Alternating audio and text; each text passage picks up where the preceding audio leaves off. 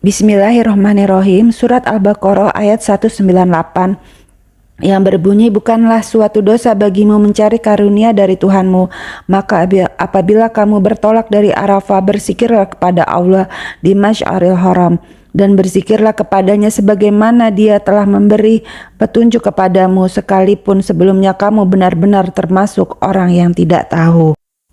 Imam Bukhari meriwayatkan dari Ibnu Abbas, dia berkata, Ukas Majinah dan Zulmajas adalah pasar pada masa jahiliyah. Mereka merasa berdosa bila melakukan transaksi jual beli selama musim haji, maka turunlah ayat, tidak ada dosa bagi kalian untuk mencari karunia atau rezeki hasil perniagaan dari Tuhan kalian. Surat Al-Baqarah 198, hadis riwayat Bukhari. Firman Allah, maka apabila kalian telah bertolak dari Arafah, berzikirlah kepada Allah di Masy'aril Haram. Surat Al-Baqarah 198. Kata Arafah ditasrifkan meskipun sebagai alam atau nama diri yang muannats atau feminim, karena asalnya berbentuk jamak seperti kata muslimat dan mukminat, kemudian dijadikan nama tempat tertentu. Maka bentuk asalnya ini tetap dijaga hingga menerima tanwin. Pendapat ini dipilih oleh Ibnu Jarir. Arafah merupakan tempat wukuf dan ibadah haji dan yang terpenting dari semua aktivitas haji. Karena itu diriwayatkan dari Abdurrahman bin Ya'mar Ad-Dili.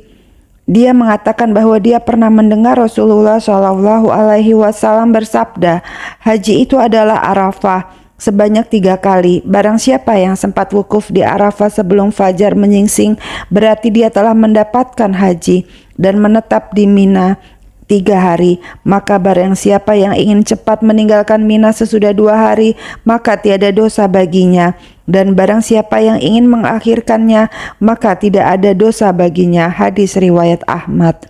Arafah disebut juga Al-Masy'aril Haram, Al-Masy'aril Aqsa, dan Ilal, dengan pola kata yang sama dengan kata hilal, dan sebuah bukit yang berada di tengahnya disebut Jabal Rahmah. Firman Allah, dan berzikirlah dengan menyebut Allah sebagaimana yang ditunjukkannya kepada kalian. Surat Al-Baqarah 198. Ini mengingatkan mereka akan nikmat yang telah diberikan Allah kepada mereka, yaitu berupa hidayah, keterangan, dan bimbingan kepada syiar-syiar haji sesuai dengan hidayah yang ditujukannya kepada Nabi Ibrahim alaihi salam, Al-Khalil atau kekasih Allah. Karena itu Allah berfirman, dan sesungguhnya kalian sebelum itu benar-benar termasuk orang-orang yang sesat. Surat Al-Baqarah 198. Ada yang berpendapat maksudnya sebelumnya adanya petunjuk tersebut. Menurut pendapat lain sebelum adanya Al-Quran, dan menurut pendapat lainnya lagi sebelum adanya Rasul. Tetapi semua pendapat berdekatan pengertiannya, saling menguatkan dan benar. Kemudian ayat 198 yang bunyinya 199 yang berbunyi, kemudian bertolaklah kamu dari tempat orang banyak bertolak atau Arafah, dan mohonlah ampunan kepada Allah, sungguh Allah Maha Pengampun, Maha Penyayang. Firman Allah, dan mohonlah ampun kepada Allah, sesungguhnya Allah Maha Pengampun lagi Maha Penyayang. Allah seringkali memerintahkan berzikir setelah menunaikan sebagai ibadah. Karena itu disebutkan dalam sebuah hadis Sahih Muslim bahwa apabila Rasulullah SAW selesai dari sholat selalu membaca istighfar sebanyak 3 kali. Di dalam kitab Sahih Bukhari dan Muslim disebutkan bahwa beliau menganjurkan membaca tasbih, tahmid, dan takbir sebanyak 33 kali. Kemudian ayat 200 yang bunyinya, apabila kamu telah menyelesaikan ibadah haji, maka berzikirlah kepada Allah sebagaimana kamu menyebut-nyebut nenek moyang kamu, bahkan berzikirlah lebih dari itu. Maka di antara manusia ada yang berdoa, ya Tuhan kami, berilah kami kebaikan di dunia dan di akhirat, dan dia tidak memperoleh bagian apapun. Dan di antara ayat 201, dan di antara mereka ada yang berdoa, ya Tuhan kami, berilah kami kebaikan di dunia dan kebaikan di akhirat, dan lindungilah kami dari azab neraka. Ayat 202, mereka itulah yang memperoleh bagian dari apa yang telah mereka kerjakan, dari Allah Maha cepat perhitungannya. Allah memerintahkan untuk mengingatnya dan memperbanyaknya sesudah menunaikan manasik dan merampungkannya. firman-Nya sebagaimana kalian menyebut-nyebut nenek moyang kalian. Para ulama berbeda pendapat mengenai maknanya menurut Atta. Maksudnya adalah seperti anak kecil yang terus-menerus menyebut nama ayah dan ibunya, maka demikian pula seharusnya kalian, maka sebut-sebutlah Allah terus-menerus dalam zikir kalian sesudah menunaikan manasik. Yang dimaksud oleh ayat ini ialah anjuran untuk banyak berzikir kepada Allah, sedangkan kata au atau dalam ayat ini untuk menegaskan keserupaan dalam berita, seperti dalam firman-Nya, hati kalian menjadi keras seperti batu, bahkan lebih keras lagi. Surat Al-Baqarah ayat 74. Jadi kata au atau di sini bukan menunjukkan makna syak atau ragu sama sekali, melainkan untuk menegaskan isi berita yang serupa atau bahkan lebih banyak dari itu. Kemudian Allah memberikan petunjuk kepada mereka untuk berdoa kepadanya sesudah banyak berzikir kepadanya, karena saat seperti itu sangat kuat untuk dikabulkan. Dan Dia mencela orang yang hanya memohon urusan dunia kepadanya dan memalingkan urusan akhirat. Untuk itu Allah berfirman, maka di antara manusia ada yang berdoa, ya Tuhan kami, berilah kami kebaikan di dunia dan tiadalah baginya bagian yang menyenangkan di akhirat. Surat Al-Baqarah ayat 200. Maksudnya dia tidak dapat bagian. Catatan celaan ini mengandung anjuran untuk menjauhi perbuatan seperti itu. Karena itu dia memuji mereka yang meminta dunia dan akhirat kepadanya. Maka dia berfirman, dan di antara mereka ada orang yang berdoa, ya Tuhan kami, berilah kami kebaikan di dunia dan kebaikan di akhirat, dan peliharalah kami dari siksa neraka. Seperti dalam surat Al-Baqarah 201 ini. Doa ini menggabungkan semua kebaikan di dunia dan memalingkan semua keburukan, karena sesungguhnya kebaikan di dunia itu mencakup semua yang kebutuhan duniawi seperti kesehatan, rumah luas, istri cantik, rezeki berlimpah, ilmu bermanfaat, amal soleh, kendaraan yang nyaman, nama baik, dan lain-lainnya, yang semuanya tercakup dalam ungkapan para ahli tafsir tanpa ada pertentangan di antaranya, karena semuanya termasuk dalam pengertian kebaikan di dunia. Kemudian ayat 203 yang berbunyi, dan berzikirlah kepada Allah pada hari yang telah ditentukan jumlahnya. Barang siapa mempercepat atau meninggalkan Mina setelah 2 hari, maka tidak ada dosa baginya, dan barang siapa mengakhirinya, tidak dosa pula baginya, yakni bagi orang yang bertakwa. Dan bertakwalah kepada Allah dan ketahuilah bahwa kamu akan dikumpulkannya. Ibnu Abbas mengatakan bahwa yang dimaksud dengan al-ayyam al-ma'dudat atau hari-hari yang berbilang adalah hari-hari tasyrik, yaitu tanggal 11, 13 sampai 13 Zulhijjah, dan dikenal juga dengan al-ayyam ma'lumat atau hari-hari yang telah diketahui, yaitu hari belasan pertama Zulhijjah. Ikrimah berkata maksudnya adalah bertakbir dalam hari-hari tasyrik sesudah sholat wajib, yaitu Allahu Akbar, Allahu Akbar, Allah Maha Besar, Allah Maha Besar. Ini berdasarkan hadis. Hari-hari tasyrik adalah hari-hari untuk makan, minum, dan berzikir kepada Allah. Hadis riwayat Muslim dan Ahmad. Setelah Allah menyebutkan nafar pertama dan nafar kedua, yaitu berpencarnya semua orang dari musim haji menuju ke berbagai negeri sesudah mereka berkumpul di tempat-tempat manasik dan wukuf. Kemudian Allah berfirman, dan bertakwalah kepada Allah dan ketahuilah bahwa kalian akan dikumpulkan kepadanya. Surat Al-Baqarah ayat 203. Sama seperti firman-Nya, dan Dialah yang menciptakan serta mengembangbiakan kalian di muka bumi ini, dan kepadanya lah kalian akan dihimpunkan. Surat Al-Mu'minun ayat 79. Kemudian Al-Baqarah ayat 204 yang berbunyi, dan di antara manusia ada yang pembicaraannya tentang kehidupan dunia mengagumkan engkau Muhammad, dan dia bersaksi kepada Allah mengenai isi hatinya, padahal dia adalah penentang yang paling keras. Ayat 205. Dan apabila dia berpaling dari engkau, dia berusaha untuk membuat kerusakan di bumi serta merusak tanam-tanaman dan ternak, sedang Allah tidak menyukai kerusakan. Ayat 206, dan apabila dikatakan kepadanya, bertakwalah kepada Allah, bangkitlah kesombongannya untuk berbuat dosa, maka pantaslah baginya neraka jahanam, dan sungguh jahanam itu tempat tinggal yang terburuk. Ayat 207 yang artinya berbunyi, dan di antara manusia ada orang yang mengorbankan dirinya untuk mencari keridhaan Allah, dan Allah Maha Penyantun kepada hamba-hambanya. As-Sadi berkata ayat ini turun berkaitan dengan Al-Akhnas bin Syuraik Ats-Saqafi. Dia datang kepada Rasulullah Shallallahu Alaihi Wasallam dan menyatakan keislamannya, padahal hatinya bertolak belakang. Diriwayatkan dari Ibnu Abbas bahwa ayat ini diturunkan berkenaan dengan segolongan orang munafik yang membicarakan Khubaib dan teman-teman yang gugur di Ar-Raji sambil mencela mereka. Ada juga yang berpendapat bahwa ayat berkenaan dengan orang munafik secara keseluruhan dan dengan orang-orang beriman secara keseluruhan. Pendapat inilah yang sahih. Ibnu Jarir mengatakan, telah bercerita kepadaku Muhammad bin Abu Ma'syar, telah bercerita kepadaku Abu Ma'syar An-Nujai. Dia berkata, aku mendengar Sa'id Al-Maqburi sedang membicarakan Muhammad bin Ka'ab Al-Qurazi. Lalu Said berkata, sesungguhnya di dalam salah satu kitab terdahulu disebutkan, sesungguhnya ada segolongan hamba yang kata-kata mereka lebih manis daripada madu, tetapi hati mereka lebih pahit daripada sobir atau sejenis bakung yang pahit. Mereka menampilkan dirinya di mata orang-orang dengan pakaian bulu domba yang kelihatan begitu lembut. Mereka menjual agama dengan duniawi. Maka Allah berfirman, kalian berani kurang ajar terhadapku dan mencoba menipuku. Demi keagunganku, aku benar-benar akan menimpakan kepada mereka suatu fitnah yang akan membuat orang yang penyantun dari kalangan mereka kebingungan. Muhammad bin Ka'ab mengatakan, ini terdapat di dalam kitabullah. Maka Said bertanya, di mana letaknya di dalam kitabullah?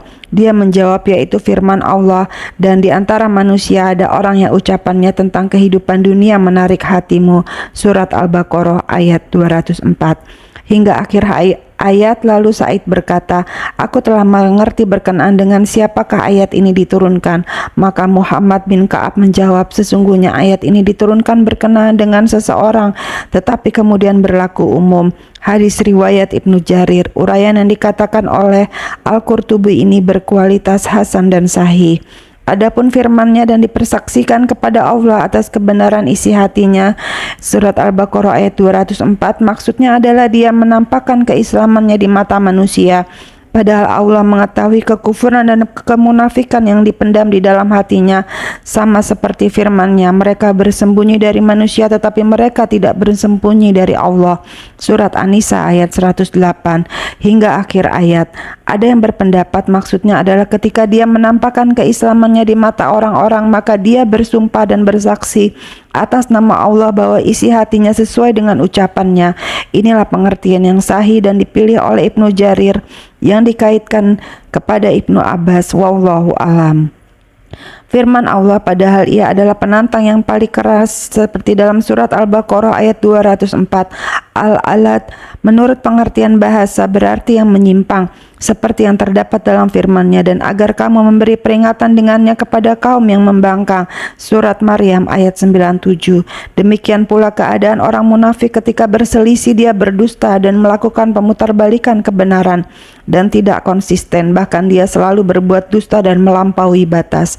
Seperti disebutkan di dalam hadis sahih dari Rasulullah Shallallahu Alaihi Wasallam bahwa beliau bersabda, pertanda orang munafik itu ada 3, apabila berbicara dusta, apabila berjanji ingkar, dan apabila bersengketa curang. Hadis lainnya berbunyi, sesungguhnya orang yang paling dibenci oleh Allah ialah penantang yang paling keras. Hadis riwayat Bukhari.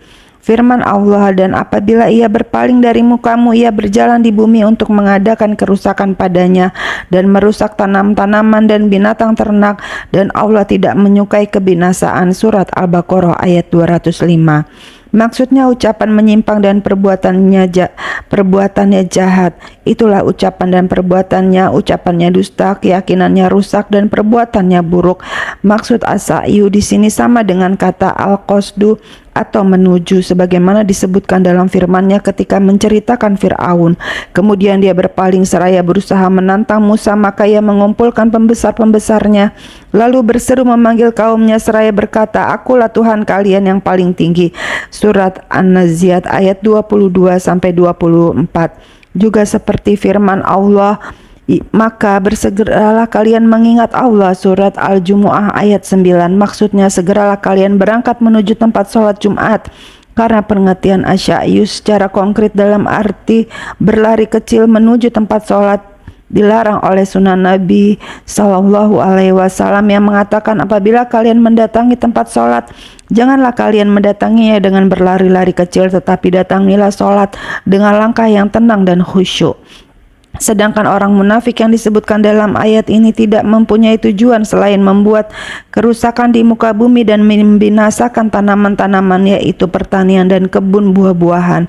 Sedangkan anasal berarti produk hewani yang menjadi kebutuhan pokok manusia. Mujahid berkata, apabila orang munafik berbuat kerusakan di muka bumi, maka Allah akan mencegah turunnya hujan, binasalah tanam-tanaman dan binatang ternak, dan Allah tidak menyukai kebinasaan. Surat Al-Baqarah ayat 205. Maksudnya Allah tidak menyukai orang yang bersifat seperti ini, juga tidak suka kepada orang yang melakukannya. Firman Allah, dan apabila dikatakan kepadanya bertakwalah kepada Allah, bangkitlah kesombongannya yang menyebabkannya berbuat dosa. Surat Al-Baqarah ayat 206. Maksudnya jika orang yang durhaka ini diberi nasihat berkaitan dengan ucapan dan perbuatannya, dan bila dikatakan kepadanya bertakwalah kepada Allah dan hentikanlah ucapan dan perbuatanmu itu serta kembalilah ke jalan yang benar, maka dia menolak dan membangkang. Bahkan rasa egois dan kemarahannya menyebabkannya dia melakukan dosa, artinya disebabkan dosa-dosa yang menyelimutinya. Ayat ini serupa dengan firman-Nya, dan apabila dibacakan di hadapan mereka ayat-ayat yang kami yang terang, niscaya kamu melihat tanda-tanda keingkaran pada muka orang-orang kafir itu. Hampir-hampir mereka menyerang orang-orang yang membacakan ayat-ayat kami di hadapan mereka. Katakanlah, apakah aku kabarkan kepada kalian yang lebih buruk daripada itu, yaitu neraka? Allah telah mengancamkan kepada orang-orang kafir, dan neraka itu adalah seburuk-buruknya tempat kembali. Surat Al-Hajj ayat 72. Oleh karena itu Allah berfirman dalam ayat ini, maka cukuplah balasannya neraka jahanam, dan sungguh neraka jahanam itu tempat tinggal yang seburuk-buruknya. Surat Al-Baqarah ayat 206. Maksudnya mereka sudah cukup sebagai pembalasannya. Firman Allah, dan di antara manusia ada orang yang mengorbankan dirinya karena mencari keridhaan Allah. Surat Al-Baqarah ayat 207. Setelah Allah menyebutkan sifat-sifat orang-orang munafik yang tercela itu, Allah menyebutkan sifat orang-orang yang beriman dan terpuji. Untuk itu Allah berfirman, dan di antara manusia ada orang yang mengorbankan dirinya karena mencari keridhaan Allah. Surat Al-Baqarah ayat 207. Menurut Ibnu Abbas dan sejumlah ulama lainnya, ayat ini diturunkan berkaitan dengan Suhaib Ar-Rumi. Ketika dia masuk Islam di Mekah dan akan hijrah, dia dihalang-halangi oleh banyak orang karena dia berhijrah membawa hartanya. Jika dia ingin hijrah, dia harus meninggalkan semua harta bendanya, baru dia boleh hijrah. Dia dapat melepaskan diri dari mereka dan memberikan harta bendanya kepada mereka. Maka berkaitan dengan dia, Allah menurunkan ayat ini. Umar bin Al-Khattab dan sejumlah sahabat menyambut kedatangannya dekat kota Al-Harrah. Lalu mereka berkata kepadanya, alangkah beruntungnya perniagaanmu. Dia pun menjawab, demikian pula kalian. Allah tidak akan merugikan perniagaan kalian. Apa yang terjadi? Lalu mereka memberitahukan kepadanya bahwa Allah telah menurunkan ayat ini berkenaan dengan dirinya. Adapun sebagian besar ulama yang menyatakan bahwa ayat ini diturunkan berkenaan dengan semua mujahid yang berjuang di jalan Allah. Seperti dalam firman Allah, sesungguhnya Allah telah membeli dari orang-orang mukmin diri dan harta mereka dengan memberikan surga untuk mereka. Mereka berperang di jalan Allah, lalu mereka membunuh atau terbunuh. Surat At-Taubah ayat 111.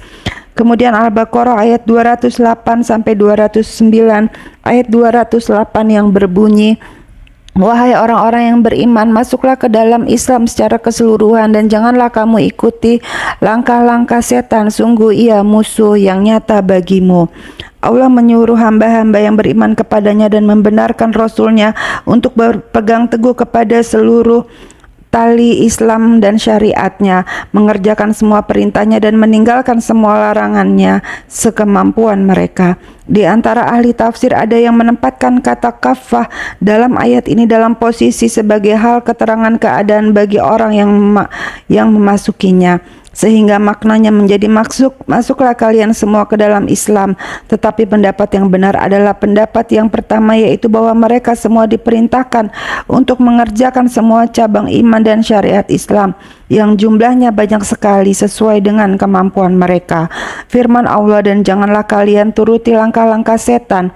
Surat Al-Baqarah ayat 208, maksudnya kerjakanlah semua ketaatan dan jauhilah semua yang diperintahkan oleh setan kepada kalian, sebab sesungguhnya setan itu hanya menyuruh kalian berbuat jahat dan keji dan mengatakan terhadap Allah apa yang tidak kalian ketahui. Surat Al-Baqarah ayat 169.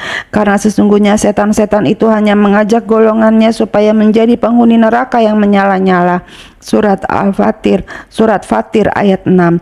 Oleh karena itu maka Allah berfirman, sesungguhnya setan itu musuh yang nyata bagi kalian. Surat Al-Baqarah ayat 208.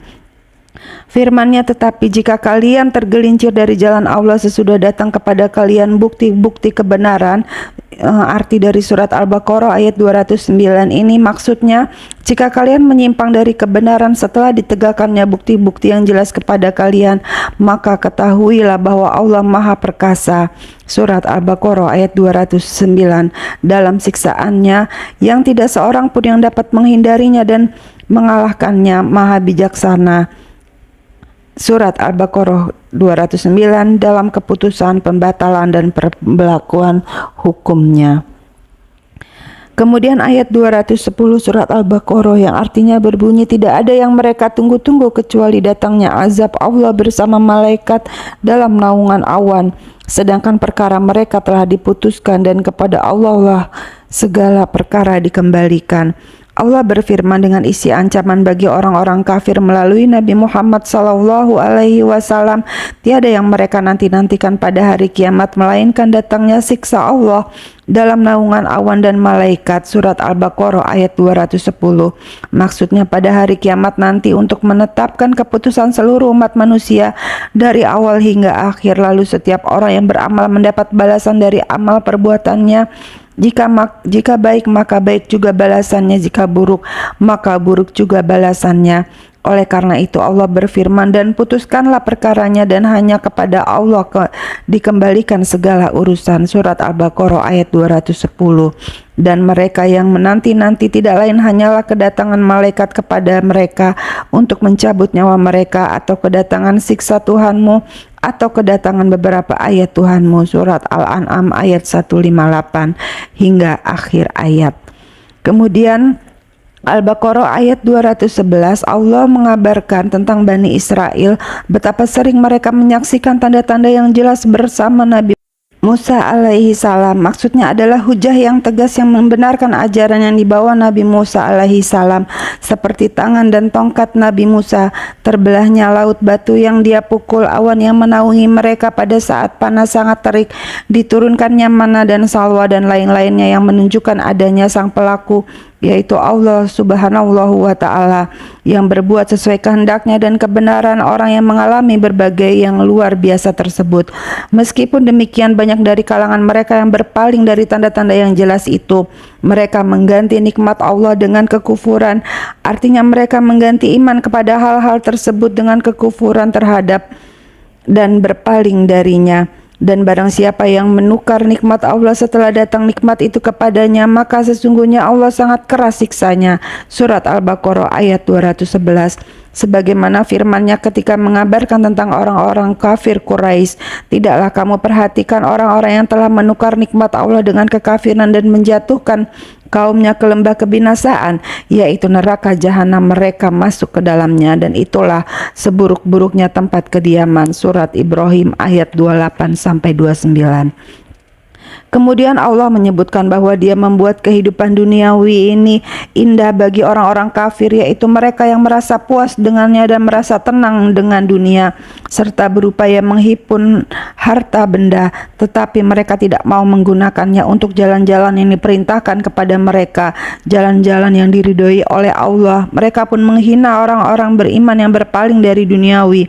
Mereka membelanjakan sebagian yang mereka peroleh untuk ketaatan kepada Tuhan mereka. Mereka membelanjakannya demi memperoleh ridho Allah. Oleh karena itu mereka memperoleh keberuntungan dengan kedudukan yang paling bahagia dan bagian yang paling berlimpah di hari mereka kembali. Maka orang-orang beriman itu berada di atas mereka, baik di tempat mereka dikumpulkan, di tempat mereka dibangkitkan, di tempat perjalanan mereka, dan di tempat mereka kembali. Mereka menempati kedudukan yang paling tinggi di dalam surga, sedangkan orang-orang kafir itu selama-lamanya berada di neraka bagian paling bawah. Oleh karena itu Allah berfirman, dan Allah memberi rezeki kepada orang-orang yang dikehendakinya tanpa batas.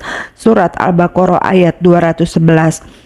Maksudnya memberi rezeki kepada makhluk yang dikehendakinya dan memberikannya dengan banyak dan melimpah tanpa batas dan tanpa hitungan, baik di dunia maupun di akhirat. Seperti disebutkan dalam sebuah hadis, "Wahai anak Adam, berinfaklah, niscaya aku akan berinfak kepadamu." Di dalam kitab Musnad Ahmad disebutkan sebuah hadis dari Nabi Shallallahu Alaihi Wasallam. Beliau bersabda, "Dunia adalah rumah bagi orang yang tidak mempunyai rumah, dan harta bagi orang yang tidak memiliki harta, dan untuk dunialah orang yang tak berakal mengumpulkannya." Kemudian ayat 213 surat Al-Baqarah, Ibnu Jarir berkata dari Ibnu Abbas bahwa jarak antara Adam dan Nuh adalah 10 generasi. Semuanya berpegang pada syariat dari Allah yang maha benar. Lalu mereka berselisih, kemudian Allah mengutus nabi-nabi untuk membawa kabar gembira dan memberi peringatan. Ibnu Jarir juga mengatakan bahwa seperti itulah menurut bacaan Abdullah, yaitu pada mulanya manusia itu umat yang satu, lalu mereka berselisih. Pendapat dari Ibnu Abbas lebih sahih sanad dan maknanya, karena manusia itu pada mulanya pada agama Nabi Adam alaihi salam, hingga kemudian mereka menyembah berhala. Maka Allah mengutus kepada mereka Nabi Nuh alaihi salam. Dia adalah Rasul pertama yang diutus oleh Allah kepada penduduk bumi. Oleh karena itu maka Allah berfirman, dan Allah menurunkan bersama mereka kitab dengan benar untuk memberi keputusan di antara manusia tentang perkara yang mereka perselisihkan. Tidaklah berselisih tentang kitab itu melainkan orang yang telah didatangkan kepada mereka kitab, yaitu setelah datang kepada mereka keterangan-keterangan yang nyata, karena dengki antara mereka sendiri. Bunyi surat Al-Baqarah ayat 213. Maksudnya setelah dikemukakannya hujah-hujah yang mematikan kepada pendapat mereka, tiada lain yang mendorong mereka melakukan hal itu kecuali kedengkian satu sama lain. Maka Allah memberi petunjuk orang-orang yang beriman kepada kebenaran tentang hal yang mereka perselisihkan itu dengan kehendaknya, dan Allah selalu memberi petunjuk yang dikehendakinya kepada jalan yang lurus. Surat Al-Baqarah ayat 213. Firman Allah dengan izinnya, maksudnya dengan pengetahuannya tentang mereka dan petunjuk yang Dia berikan kepada mereka. Demikian menurut Ibnu Jarir. Firman Allah, dan Allah memberi petunjuk orang yang dikehendakinya, maksudnya dari kalangan makhluknya, kepada jalan yang benar. Maksudnya miliknya lah segala kebijaksanaan dan hujah yang kuat. Di dalam kitab Sahih Bukhari dan Sahih Muslim disebutkan sebuah hadis dari Aisyah radhiyallahu anhu bahwa Rasulullah Shallallahu Alaihi Wasallam apabila bangun malam untuk melakukan sholat, beliau berdoa, "Ya Allah, Tuhan Jibril, Mikail, dan Israfil, pencipta langit dan bumi yang maha mengetahui hal yang goib dan hal yang nyata, Engkaulah yang memutuskan perkara di antara hamba-hambamu dalam hal-hal yang mereka perselisihkan di masa silam. Berilah aku petunjuk kepada kebenaran yang diperselisihkan itu dengan kehendak-Mu. Sesungguhnya Engkau selalu memberi petunjuk orang yang Engkau kehendaki kepada jalan yang lurus." Kemudian ayat 214 Allah berfirman, "Apakah kalian mengira bahwa kalian akan masuk surga Sebelum kalian mendapat cobaan, ujian, dan kesengsaraan seperti yang pernah dialami oleh orang-orang sebelum kalian dari kalangan umat terdahulu. Oleh karena itu dia berfirman, padahal belum datang kepada kalian cobaan sebagaimana halnya orang-orang terdahulu sebelum kalian. Mereka ditimpa oleh malapetaka dan kesengsaraan. Bunyi surat ayat Al-Baqarah ayat 214, yaitu berbagai penyakit, kesengsaraan, musibah, dan malapetaka. Allah berfirman, Alif Lam Mim, apakah manusia itu mengira bahwa mereka dibiarkan saja mengatakan kami telah beriman sedang mereka tidak diuji lagi? Dan sesungguhnya kami telah menguji orang-orang yang sebelum mereka, maka sesungguhnya Allah mengetahui orang-orang yang benar dan sesungguhnya dia mengetahui orang-orang yang dusta. Surat Al-Ankabut ayat 1-3. Para sahabat pernah mengalami cobaan yang sangat besar seperti pada perang Ahzab, seperti firman Allah, yaitu mereka datang kepada kalian dari atas dan dari bawah kalian, dan ketika tidak tetap lagi penglihatan kalian dan hati kalian naik menyesak sampai ke tenggorokan dan kalian menyangka terhadap Allah dengan bermacam-macam prasangka, dan disitulah diuji orang-orang mukmin dan diguncangkan hatinya dengan guncangan yang sangat. Surat Al-Ahzab ayat 10-11. Firman Allah, sebagaimana orang-orang yang terdahulu sebelum kalian, maksudnya sebagai suatu kepastian hukum bagi mereka seperti firman-Nya, maka telah kami binasakan orang-orang yang lebih besar kekuatannya daripada mereka itu atau musyrikin Mekah, dan telah terdahulu tersebut dalam Al-Quran perumpamaan umat-umat masa terdahulu. Surat Az-Zukhruf ayat 8. Adapun firman-Nya serta diguncangkan dengan bermacam-macam cobaan, sehingga berkata Rasul dan orang-orang yang beriman bersamanya, bilakah datangnya pertolongan Allah? Surat Al-Baqarah ayat 214 ini maksudnya mereka memohon agar mendapat kemenangan atas musuh-musuh mereka, dan mereka berdoa agar segera diberi pertolongan dan jalan keluar dari kesempitan dan kesulitan. Allah berfirman, ingatlah sesungguhnya pertolongan Allah itu dekat. Seperti firman-Nya, karena sesungguhnya sesudah kesulitan itu ada kemudahan, sesungguhnya sesudah kesulitan itu ada kemudahan, dalam surat Al-Insyirah ayat 5-6. Maksudnya sebagaimana adanya kesusahan, maka akan diturunkan pula pertolongan yang semisal dengannya. Oleh karena itu, maka dia berfirman, ingatlah sesungguhnya pertolongan Allah itu amat dekat. Kemudian ayat 215, maksud ayat ini mereka bertanya kepada Muhammad, bagaimanakah caranya mereka berinfak? Ini menurut Ibnu Abbas dan Mujahid. Maka Allah menjelaskan masalah itu kepada mereka, lalu dia berfirman, katakanlah, harta apa saja yang kalian nafkahkan hendaklah diberikan kepada ibu bapak, kaum kerabat, anak-anak yatim, orang-orang miskin, dan orang-orang yang sedang dalam perjalanan. Bunyi surat Al-Baqarah ayat 215. Maksudnya berikanlah infak kepada mereka seperti yang disebutkan dalam sebuah hadis. Ibumu, ayahmu, saudara perempuanmu, saudara laki-lakimu, kemudian kerabat dekat nasabnya, kemudian kerabat jauh. Kemudian Allah berfirman, dan apa saja kebajikan yang kalian buat, maka sesungguhnya Allah mengetahui. Surat Al-Baqarah ayat 215 ini maksudnya perbuatan baik apapun yang kalian lakukan, sesungguhnya Allah mengetahuinya, dan kelak Dia akan memberikan balasannya kepada kalian dengan balasan yang berlimpah, karena sesungguhnya Dia sedikit pun tidak akan menzolimi seseorang. Kemudian ayat 216 ini merupakan penetapan kewajiban jihad dari Allah bagi umat Islam untuk mencegah kejahatan musuh-musuh yang melanggar wilayah Islam. Az-Zuhri mengatakan bahwa jihad itu wajib bagi setiap orang, baik yang sedang berperang maupun tidak. Bagi orang-orang yang tidak sedang berperang, apabila maka harus membantu. Apabila dimintai pertolongan, maka harus menolong. Apabila diminta untuk berangkat berperang, maka dia harus berangkat. Akan tetapi apabila tidak diperlukan, dia harus tetap di tempat.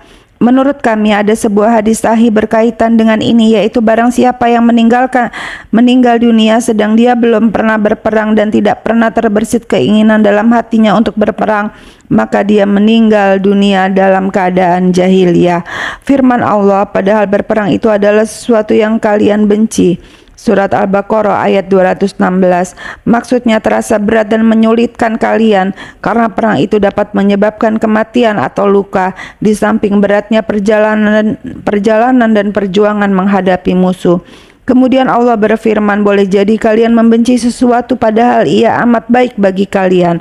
Surat Al-Baqarah ayat 216 ini maksudnya karena peperangan membawa kemenangan penguasa atas musuh, penguasaan atas negeri, harta benda, istri-istri dan anak-anak mereka, dan boleh jadi pula kalian menyukai sesuatu padahal ia amat buruk bagi kalian.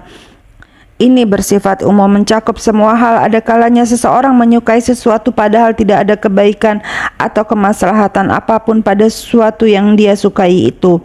Di antaranya adalah tidak mau berangkat berperang, yang akibatnya musuh akan menguasai negeri dan pemerintahan.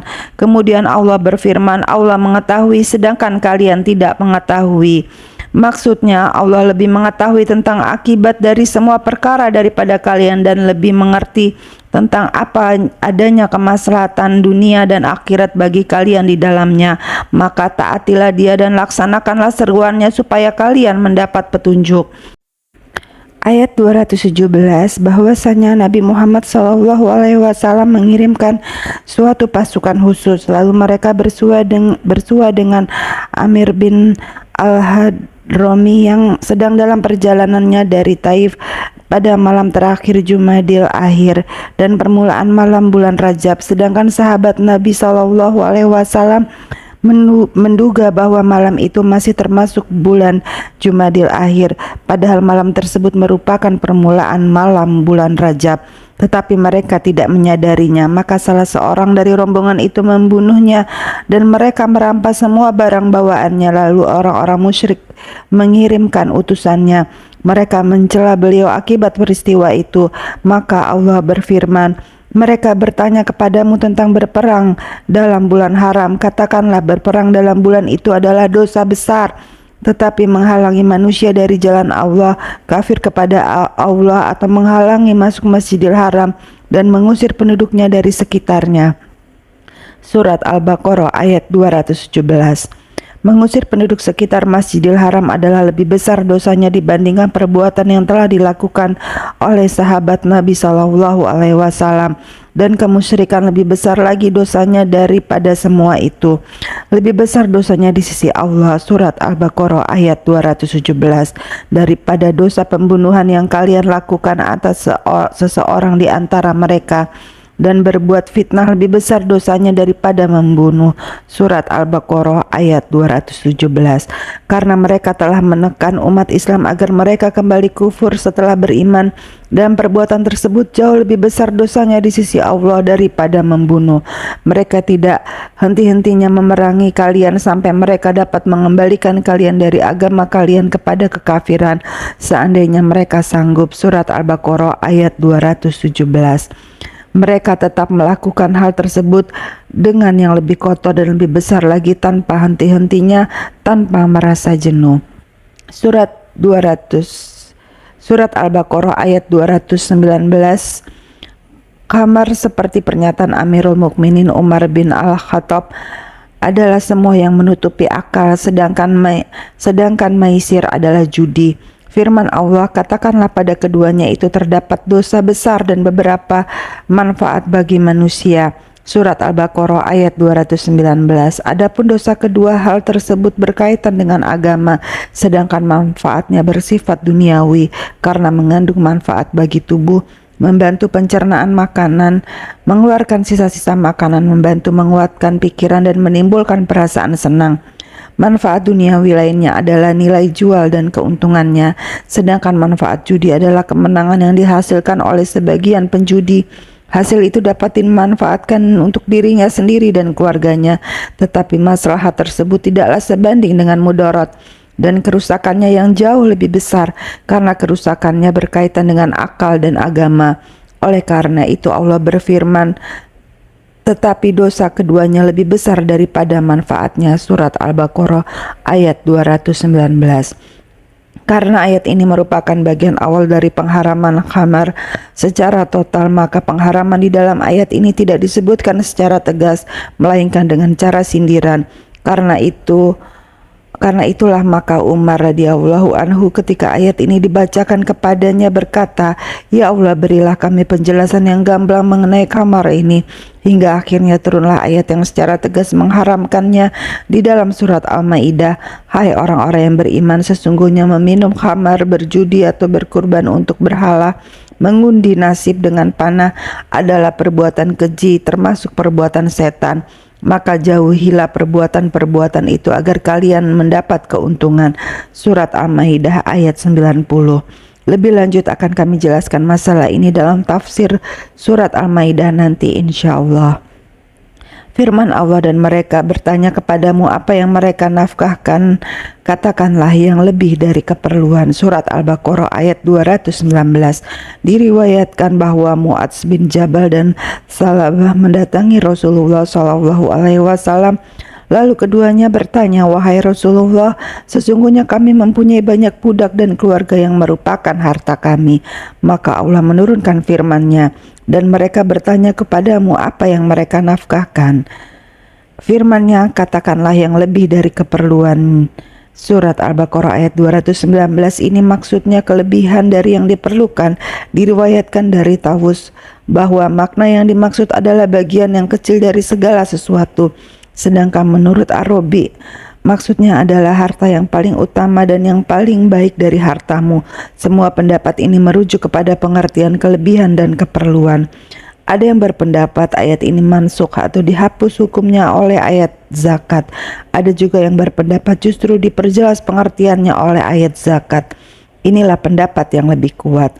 Firman Allah, "Demikianlah Allah menerangkan ayat-ayatnya kepada kalian supaya kalian berpikir tentang dunia dan akhirat." Surat Al-Baqarah ayat 219 sampai 220. Maksudnya sebagaimana Allah merinci menjelaskan dan menerangkan hukum-hukum ini kepada kalian, demikian pula Allah menjelaskan ayat-ayat lainnya kepada kalian, baik mengenai hukum janji dan ancamannya, supaya kalian berpikir tentang dunia dan akhirat.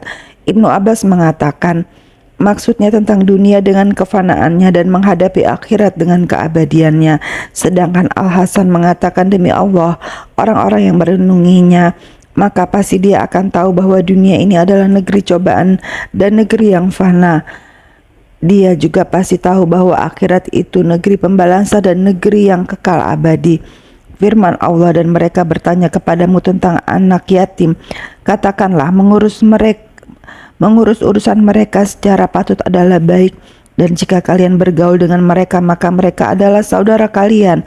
Dan Allah mengetahui siapa yang berbuat kerusakan dari yang mengadakan perbaikan. Jikalau Allah menghendaki, niscaya Dia dapat mendatangkan kesulitan kepada kalian." Surat Al-Baqarah ayat 220 hingga akhir ayat. Firman-Nya, "Katakanlah mengurus urusan mereka secara patut adalah baik." Maksudnya memisahkan secara tersendiri, dan jika kalian bergaul dengan mereka, maka mereka adalah saudara kalian. Dalam surat Al-Baqarah ayat 220 ini artinya bila kalian mencampurkan makanan kalian dengan makanan mereka, mencampurkan minuman kalian dengan minuman mereka, tidak ada masalah bagi kalian, sebab mereka adalah saudara-saudara seagama kalian. Oleh karena itu Allah berfirman, "Dan Allah mengetahui siapa yang membuat kerusakan dan yang mengadakan perbaikan."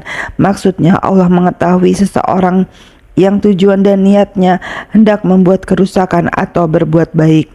Firman-Nya, "Dan jikalau Allah menghendaki, niscaya Dia dapat mendatangkan kesulitan kepada kalian. Sesungguhnya Allah Maha Perkasa lagi Maha Bijaksana." Surat Al-Baqarah ayat 220 ini maksudnya seandainya Allah menghendaki, niscaya Dia akan mempersulit dan memberatkan kalian, tetapi Dia memberi keleluasaan kepada kalian, meringankan beban kalian, dan memperbolehkan kalian bergaul dan bercampur dengan mereka dengan cara yang lebih baik. Allah berfirman, "Dan janganlah kalian dekati harta anak yatim kecuali dengan cara yang lebih bermanfaat." Dalam surat Al-An'am ayat 152.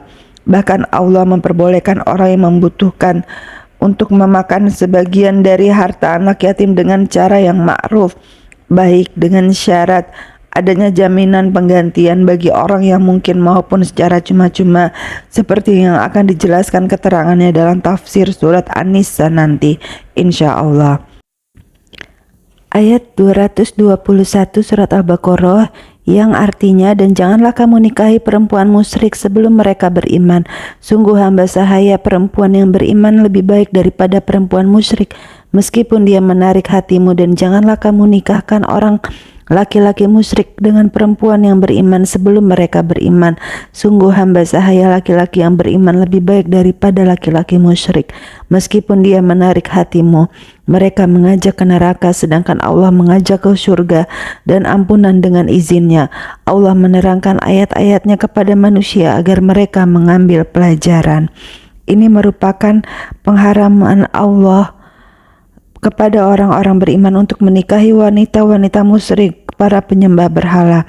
Meskipun makna yang dimaksud bersifat umum, termasuk juga semua wanita musyrik ahlul kitab dan penyembah berhala, tetapi wanita ahlul kitab dikecualikan dari keumuman tersebut dengan firman-Nya dan dihalalkan mengawini wanita-wanita yang menjaga kehormatan di antara orang-orang yang diberi Alkitab. Surat Al-Maidah ayat 5.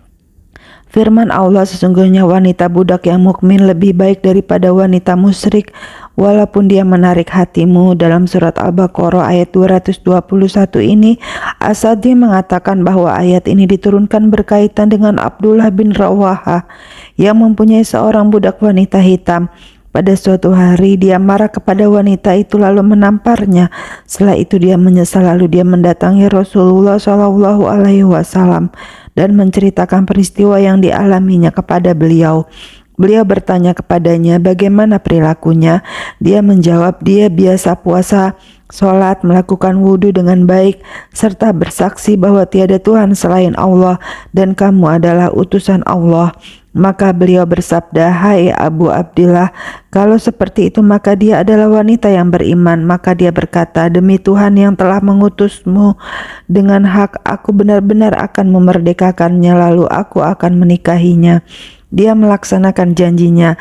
Lalu ada sejumlah umat Islam yang mengejeknya sambil mengatakan bahwa dia telah mengawini budak perempuannya, padahal kebiasaan mereka adalah kawin dan mengawinkan anak-anak mereka dengan orang-orang musyrik karena pertimbangan keturunan. Maka Allah menurunkan firman-Nya, sesungguhnya budak perempuan yang mukmin lebih baik daripada wanita musyrik, walaupun dia menarik hatimu. Dan sesungguhnya budak lelaki yang mukmin lebih baik daripada orang musyrik, walaupun dia menarik hatimu. Dan janganlah kamu menikahkan orang-orang musyrik dengan wanita-wanita beriman sebelum mereka beriman. Maksudnya, janganlah kalian mengawinkan lelaki musyrik dengan wanita yang beriman.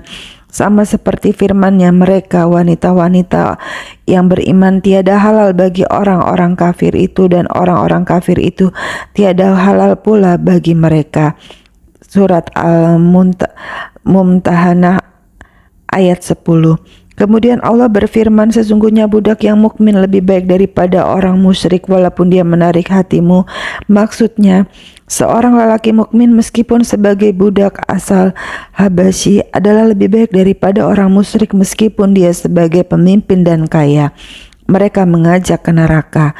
Maksudnya bergaul dan berinteraksi dengan mereka membangkitkan rasa cinta duniawi, gemar mengumpulkannya dan mementingkan duniawi daripada kepentingan akhirat. Hal itu berakibat buruk, sedangkan Allah mengajak ke surga dan ampunan dengan izinnya. Maksudnya dengan syariat, perintah dan larangannya, dan Allah menerangkan ayat-ayat atau perintah-perintahnya kepada manusia supaya mereka mengambil pelajaran. Kemudian ayat 222 yang berbunyi, dan mereka menanyakan kepadamu Muhammad tentang haid, katakanlah itu adalah sesuatu yang kotor. Karena itu jauhilah istri pada waktu haid dan jangan kamu dekati mereka sebelum mereka suci. Apabila mereka telah suci, campurilah mereka sesuai dengan ketentuan yang diperintahkan Allah kepadamu. Sungguh Allah menyukai orang yang tobat dan menyukai orang yang menyucikan diri. Firman Allah, oleh sebab itu hendaklah kalian menjauhkan diri dari wanita di waktu haid. Maksudnya ialah menjauhi kemaluannya. Ini berdasar sabda Rasulullah SAW. Lakukanlah apa saja kecuali melakukan persetubuhan. Karena itulah maka banyak ulama yang berpendapat bahwa boleh mencumbui istri ketika sedang haid kecuali kemaluannya. Abu Daud meriwayatkan dari salah seorang istri Nabi Shallallahu Alaihi Wasallam bahwa jika beliau menginginkan sesuatu dari istrinya yang sedang haid, maka beliau menutupi kemaluan istri dengan kain. Firman Allah, dan janganlah kalian mendekati mereka sebelum mereka suci, merupakan tafsiran dari firman-Nya. Oleh sebab itu, hendaklah kalian menjauhkan diri dari wanita waktu haid. Allah melarang mendekati mereka untuk bersetubuh selama mereka masih dalam masa haidnya. Pemahamannya menjadi halal apabila darah haid telah berhenti. Firman Allah, apabila mereka telah suci, maka campurilah mereka itu di tempat yang diperintahkan Allah kepada kalian. Para ulama sepakat bahwa apabila masa haid seorang wanita telah habis, tidak halal digauli suaminya sebelum mandi dengan air atau tayamum. Jika bersuci dengan air tidak dapat dilakukannya karena ada halangan untuk melakukannya dengan segala persyaratannya, kecuali Imam Abu Hanifah rahimahullah, dia mengatakan bahwa jika darah haidnya baru berhenti lebih dari 10 hari yang merupakan batas maksimal masa haid menurutnya, maka si wanita halal bagi suaminya. Begitu darahnya berhenti, tidak perlu mandi terlebih dahulu. Wallahu alam. Firman Allah, maka campurilah mereka itu di tempat yang diperintahkan Allah kepada kalian. Menurut Ibnu Abbas, maksudnya adalah kemaluannya tidak boleh melampaui ke anggota tubuh lainnya. Ayat ini mengandung pengertian yang menunjukkan haram melakukan persetubuhan pada dubur, seperti yang akan dijelaskan insyaallah. Firman Allah, istri-istri kalian adalah seperti tanah tempat kalian bercocok tanam. Bunyi ayat dalam surat Al-Baqarah ayat 223 ini. Ibnu Abbas mengatakan bahwa yang dimaksud dengan al-hart ialah tempat melahirkan. Maka datangilah tanah tempat bercocok tanam kalian itu bagaimana saja kalian kehendaki. Surat Al-Baqarah ayat 223. Maksudnya, bagaimanapun caranya menurut kehendak kalian, baik dari depan maupun dari belakang, dengan syarat yang didatanginya adalah satu lubang, yaitu lubang kemaluan, seperti yang telah ditetapkan oleh banyak hadis. Firman Allah, dan kerjakanlah amal baik untuk diri kalian. Maksudnya melakukan ketaatan dengan cara menjauhi semua hal terlarang untuk kalian kerjakan, yaitu segala yang diharamkan. Oleh karena itu Allah berfirman, dan bertakwalah kepada Allah, dan ketahuilah bahwa kalian kelak akan menemuinya, dan Dia akan menghitung semua amal perbuatan kalian, dan berilah kabar gembira pada orang-orang yang beriman, yaitu mereka yang menaati semua perintah Allah dan meninggalkan semua larangannya. Kemudian Al-Baqarah ayat 224 yang berbunyi, dan janganlah kamu jadikan nama Allah dalam sumpahmu sebagai penghalang untuk berbuat kebajikan, bertakwa, dan menciptakan kedamaian di antara manusia. Allah Maha Mendengar, Maha Mengetahui. Ayat 225 yang berbunyi, Allah tidak menghukum kamu karena sumpahmu yang tidak kamu sengaja, tetapi Dia menghukum kamu karena niat yang terkandung dalam hatimu. Allah Maha Pengampun, Maha Penyantun. Maknanya, janganlah kalian menjadikan sumpah-sumpah yang kalian ambil atas nama Allah sebagai penghalang kalian untuk berbuat kebajikan dan silaturahmi. Jika kalian bersumpah untuk tidak melakukannya, sama seperti firman-Nya, dan janganlah orang-orang yang mempunyai kelebihan dan kelapangan di antara kalian bersumpah bahwa mereka tidak akan memberi bantuan kepada kerabatnya, orang-orang yang miskin dan orang-orang yang berhijrah pada jalan Allah. Surat An-Nur ayat 22. Melanjutkan sumpah yang seperti itu membuat pelakunya berdosa. Dia harus melepaskan sumpahnya dan membayar kifarat. Sebagaimana sabda Rasulullah Shallallahu Alaihi Wasallam, demi Allah, sesungguhnya lebih berdosa di sisi Allah jika seseorang di antara kalian melaksanakan sumpahnya untuk memutus silaturahmi terhadap keluarganya daripada dia melanggar sumpah dan membayar kifarat yang telah diwajibkan oleh Allah atas sumpahnya itu. Firman Allah, Allah tidak akan menghukum kalian disebabkan sumpah kalian yang tidak dimaksud atau untuk bersumpah. Maknanya, Allah tidak akan menghukum kalian dan tidak pula mewajibkan adanya sanksi kepada kalian karena sumpah yang tidak disengaja, yaitu sumpah yang tidak disengaja oleh yang mengucapkannya tetapi sekedar ucapan yang keluar seperti biasa saja tanpa penekanan atau penegasan. Seperti disebutkan di dalam Sahih Bukhari dan Muslim dari Abu Hurairah bahwa Rasulullah Shallallahu Alaihi Wasallam bersabda, barang siapa yang bersumpah lalu dia berkata dalam sumpahnya, demi Lata dan Uzza, maka hendaklah dia mengucapkan pula tidak ada Tuhan selain Allah. Ini dikemukakan oleh beliau kepada orang-orang yang baru masuk Islam yang bersumpah dengan sumpah jahiliyah. Mereka telah masuk Islam tetapi lidah mereka terbiasa bersumpah dengan menyebut nama Lata dan Uzza tanpa sengaja. Oleh karena itu mereka disuruh mengucapkan kalimat al-ikhlas sebagaimana mereka mengucapkannya tanpa sengaja, sehingga kalimat al-ikhlas itu akan menghapus kalimat kemusyrikan itu. Oleh karena itu Allah berfirman, tetapi Allah menghukum kalian disebabkan sumpah kalian yang disengaja untuk bersumpah dalam hati kalian. Pada ayat ini disebabkan sumpah-sumpah yang kalian sengaja. Surat Al-Maidah ayat 89. Adapun firman Allah, tetapi Allah menghukum kalian disebabkan sumpah kalian yang disengaja untuk bersumpah dalam hati kalian. Menurut Ibnu Abbas, Mujahid dan lain-lain, maksudnya adalah bila seseorang bersumpah atas sesuatu sedangkan dia mengetahui bahwa dirinya berdusta. Mujahid dan lain-lain mengatakan bahwa ayat ini sama dengan firman-Nya, tetapi dia menghukum kalian disebabkan sumpah yang kalian sengaja. Surat Al-Maidah ayat 89 hingga akhir ayat. Firman Allah, dan Allah Maha Pengampun lagi Maha Penyantun, maksudnya Maha Pengampun bagi hamba-hambanya dan Maha Penyantun terhadap mereka. Surat Al-Baqarah ayat 226 yang artinya bagi orang-orang yang ilah istrinya harus menunggu 4 bulan. Kemudian jika mereka kembali kepada istrinya maka sungguh Allah Maha Pengampun, Maha Penyayang. Ayat 227 yang artinya dan jika mereka berketetapan hati hendak menceraikan maka sungguh Allah Maha Mendengar, Maha Mengetahui. Al-ilah adalah sejenis sumpah, yaitu sumpah yang dikatakan seseorang bahwa dia tidak akan menggauli istrinya selama waktu tertentu, baik kurang dari 4 bulan maupun lebih. Jika jangka waktunya kurang dari 4 bulan maka dia harus menunggu habisnya waktu itu. Lalu dia boleh menggauli istrinya dan istrinya harus bersabar. Tidak boleh meminta suaminya untuk rujuk selama waktu tersebut. Hal ini seperti disebutkan di dalam kitab Sahih Bukhari dan Muslim dari Siti Aisyah radhiyallahu anhu bahwa Rasulullah Shallallahu Alaihi Wasallam pernah bersumpah untuk tidak menggauli istrinya selama 1 bulan. Kemudian beliau turun setelah 29 hari lalu bersabda, bulan ini bilangannya 29 hari.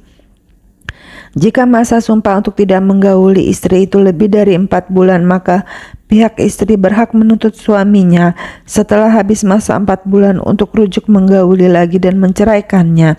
Pihak hakim boleh menekan pihak suami untuk melakukan salah satunya agar tidak menimbulkan kerugian pada pihak istri. Oleh sebab itu Allah berfirman kepada orang-orang yang mengilah istrinya, yakni bersumpah untuk tidak menyetubuhi istrinya.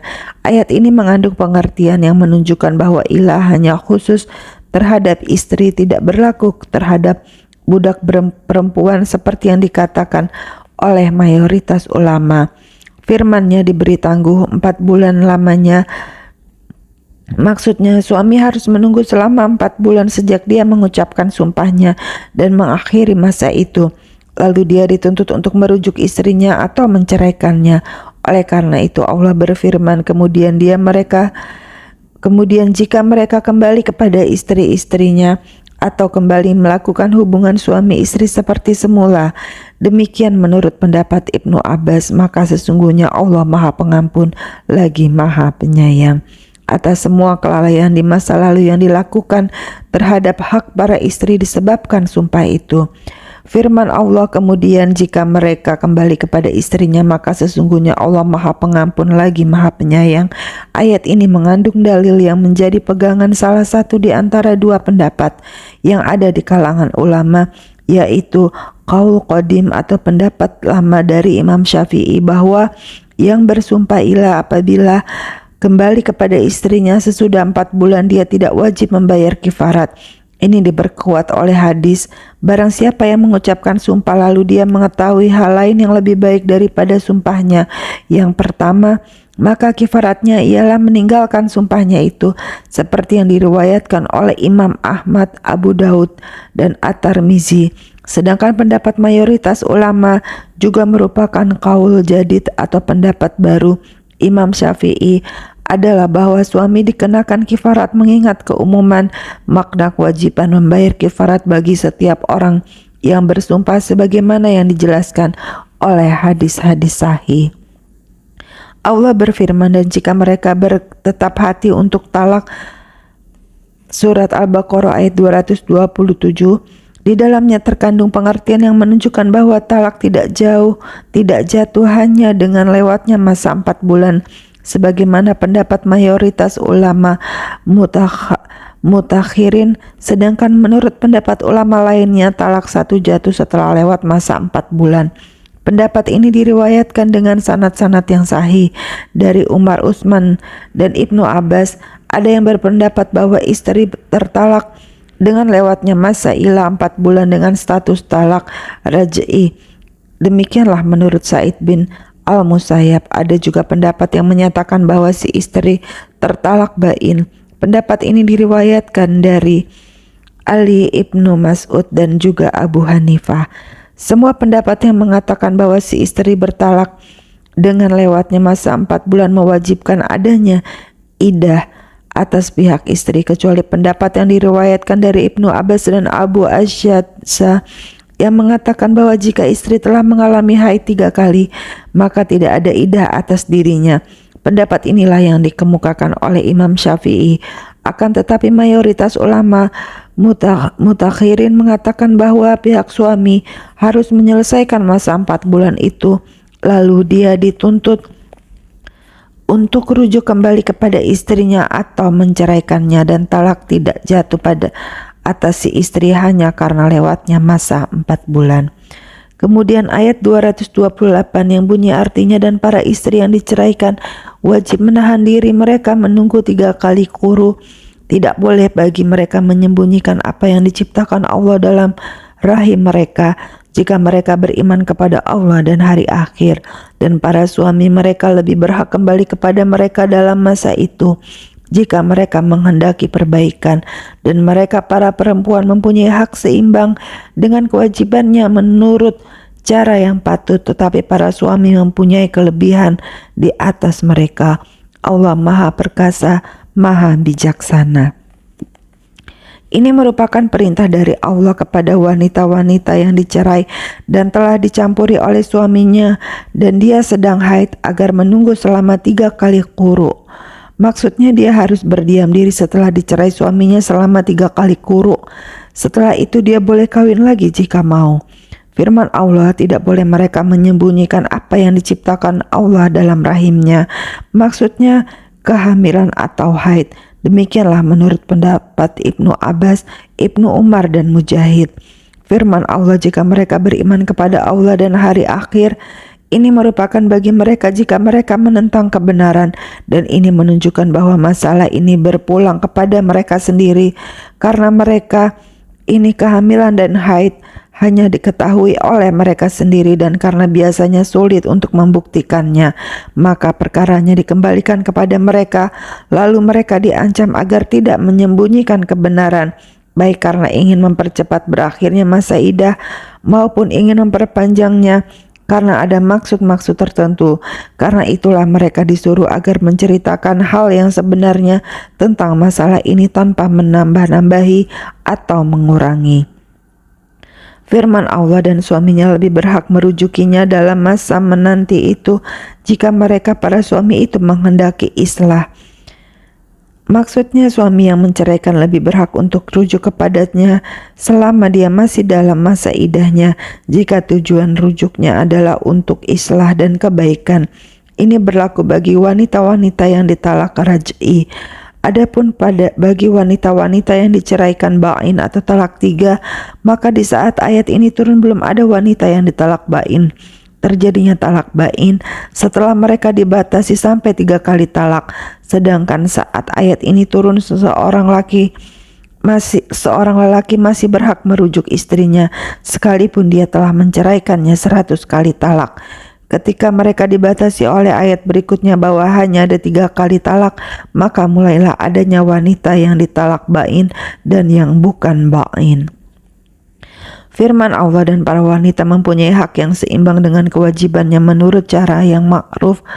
Maksudnya para wanita mempunyai hak atas suami mereka seperti yang dimiliki para suami atas diri mereka. Karena itu masing-masing pihak harus menunaikan kewajibannya kepada pihak lain dengan cara yang ma'ruf.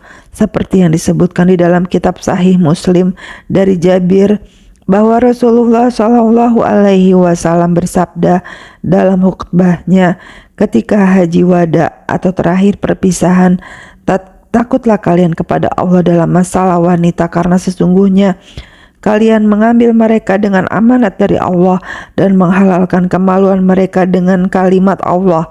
Akan tetapi kalian memiliki hak atas mereka, bahwa mereka tidak boleh mengizinkan seseorang yang kalian benci duduk di tikar kalian.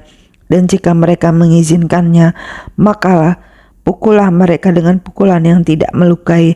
Mereka pun berhak mendapatkan nafkah dan sandangnya dari kalian secara ma'ruf. Hadis riwayat Muslim. Firman Allah, akan tetapi para suami mempunyai satu tingkatan kelebihan daripada istrinya. Maksudnya kelebihan dalam bentuk tubuh, akhlak, kedudukan, ketaatan pada perintah pemberian nafkah, pelaksanaan semua urusan dan keutamaan di dunia dan akhirat. Seperti firman Allah, kaum laki-laki itu adalah pemimpin bagi kaum wanita. Oleh karena Allah telah melebihkan sebagian mereka laki-laki atas sebagian yang lain atau wanita, dan karena mereka laki-laki telah menafkahkan sebagian dari harta mereka. Surat An-Nisa ayat 34. Firman Allah, dan Allah maha perkasa lagi maha bijaksana. Maksudnya maha perkasa dalam membalas orang yang durhaka kepadanya dan menentang perintahnya, lagi maha bijaksana dalam perintah syariat dan takdirnya. Syadaqallahul azim.